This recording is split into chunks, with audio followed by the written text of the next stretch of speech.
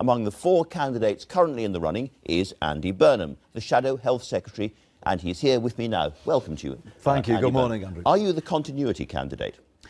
No, I'm the change candidate, because we've got to reach out to those voters who had doubts about us on immigration and on economic competence. If we're going to rebuild that trust, we need to have an honest assessment of the record of the last Labour government on the economy. And I want to do that. You know, if we look at our first term in government... Sure.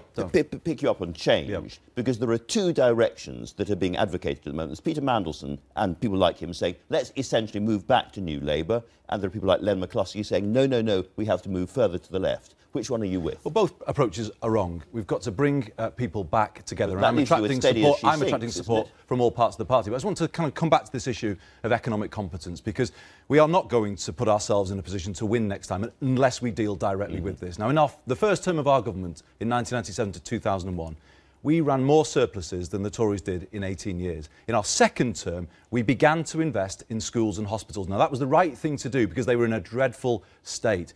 But here's the point: that spending didn't cause the is what we're all waiting for. That spending didn't cause the crash, but we allowed the deficit to get too high in the middle part of the last decade. So why would none of you say that? When the crash happened, we weren't in a strong enough position.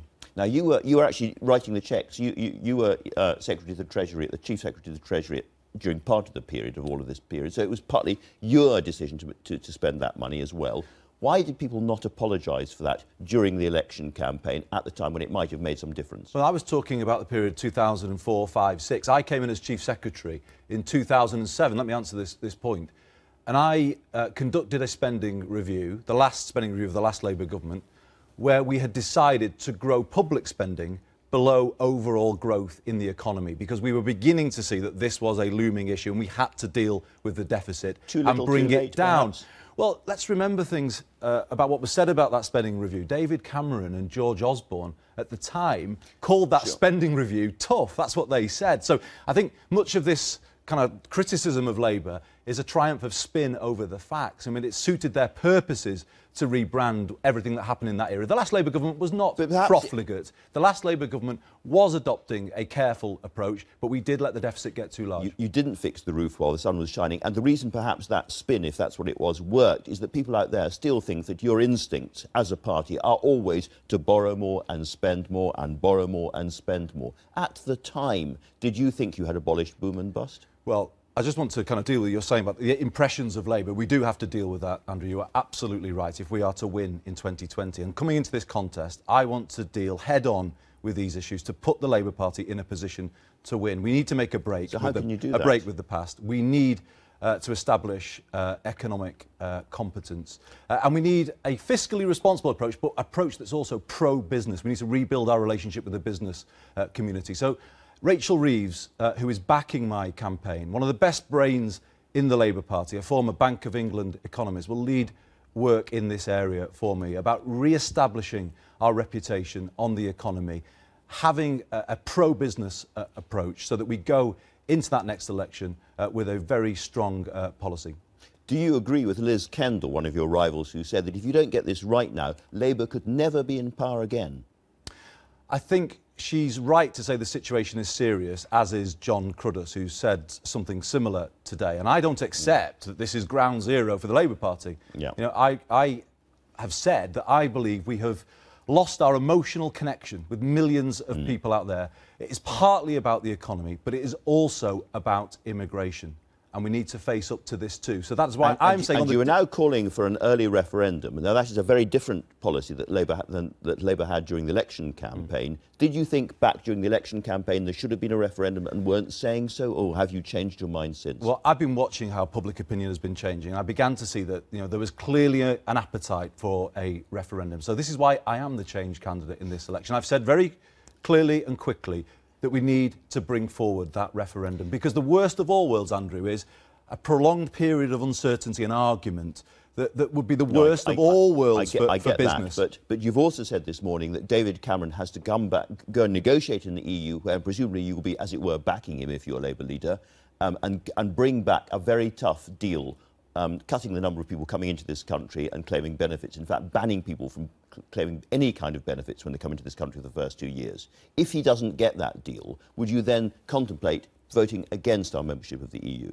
Well, I am a strong pro-European, and I want to make the pro-European case. So whatever happens, whatever deal David Cameron gets... I'll come to your point, but I want to make the pro-European case in this referendum. It's clear to me that the British interest is in staying in the European Union, but I am warning that we will only be able to win that argument if we have a credible package of reforms on immigration. The public are asking for this. If we don't deliver it, if David Cameron does not deliver it, then we will be sleepwalking to exit from the European Union, and I don't want to see that. If David Cameron does not deliver it, what does Andy Burnham then say and do at the time of the referendum? Well, I'm going to hold him to account because he has made promises. You can hardly... He has made promises, Andrew, as part of the election campaign, and I will hold him to account for those promises that he has made. I am clear that we should support free movement. People should be free to work across the European Union, but not free to claim. And that is the change that we need to make in policy if we are to keep public confidence in the European Union, but very briefly, have an immigration policy people support. If he doesn't get that deal you say is essential, will you say that we should be in the EU or out of the EU, given that you said it's essential? I find it hard to imagine the circumstances in which I would advocate a no vote. But my worry is David Cameron might bring us to the referendum in a weak position, and we might be then at risk of exiting. Let's move on. You are Len McCluskey's candidate. Are you comfortable with that?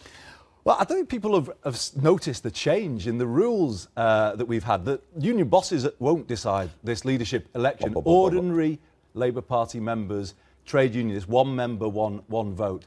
That is part of Ed Miliband's legacy. Is it right, however, that the union bosses and the unions can pay the subscription for the individual members for them, so they're not actually paying anything at all, and then put Andy Burnham's face on the... Well, they won't be able to do that because that's another part of the change. There won't be... it's all to be done independently, and this is a big change, and this is to Ed's great credit that he made this change. So this won't be union bosses deciding. This will be school dinner ladies. This will be healthcare assistants, and I'm proud of that. I am proud of Labour's link with the trade unions, and it's great that we have a party funded in that way, the cleanest money in politics, rather than funded by hedge funds or private health. But you wouldn't want Andy Burnham's name to go out on union literature to those members?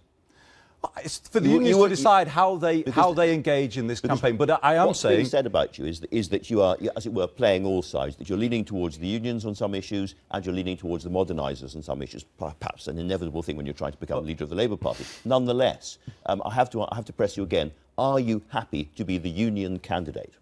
I'm the unifying candidate. I am bringing all parts of the Labour movement together. So that's why you don't think the Labour Party should break its links with the unions? Certainly not. I'm proud of those links. I am proud that ordinary working people will be taking part in this contest. People complain, don't they, about the lack of engagement in politics. I believe the trade union link gives ordinary working people a bigger say, a bigger sense of engagement in politics, and that's something to be celebrated.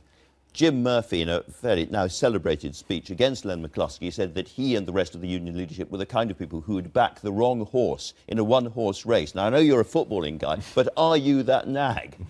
No, certainly not. I'm putting forward a strong case as the unifying candidate. I don't know who the trade unions will support. And by the way, I've got huge respect for Jim. He's given his all to the Labour Party. But in Scotland, we do now need a clean break. We need a process of listening and learning and rebuilding. And I believe in this contest, I'm the person best placed to do that. Do you think the Scottish Labour Party should now be separated in some way from the rest of the Labour Party and have its own headquarters and run its own affairs entirely separate from the Labour Party in London? There is a case for that, and I will look at that. But I want to say one thing about Scotland. You know, we've had an election here that's left, a general election that's left the country more divided and fragmented. And we have a Prime Minister that has stoked the separatist cause in his own interests. You know, this used to be the Tory and Unionist Party, but they're now just playing to English nationalism. If anyone out there is concerned about the breakup of the UK, they will need a strong Labour Party going forward. And I am the person who can speak to all parts of the UK. You want to reach out. Scotland and Wales too. Would you reach out so far as to say that the Liberal Democrats and the Labour Party should start to think about coming together? No, I don't believe that's it. You know, the Liberal Democrats, I think, have found themselves in this position because of their closeness to the Conservative Party. I want to lead a strong, united Labour movement, address our weaknesses and put us in a position now where we can win again in 2020. Now, through our conversation, there has been the ghostly, spectral presence of Len McCluskey all around us. We're going to talk about ghosts and spectres in a moment, but he's been around there. I have to ask you, have you spoken to him since announcing your candidacy? Yeah, I've spoken to Len, but I've spoken to many people. I've spoken to business leaders, I've spoken to party members. I am speaking to everybody to build a strong, united campaign. And may I what just did say, he tell you? But I am building support from all parts of the Labour Party. Charlie Faulkner, a close friend of Tony Blair, is backing my campaign. And I think that should show you that I am bringing some reach here and bringing people back together to support the united position going forward. What did Len McCluskey tell you? We spoke about the devastating defeat. I think every Labour member around the country is devastated. We all are. We all thought Ed Miliband did a great job in helping us come out of government into opposition. We are recovering from that defeat, but we now need to move forward. I'd love to talk more to you, including about free schools in a little while, but for now, thank you very much indeed.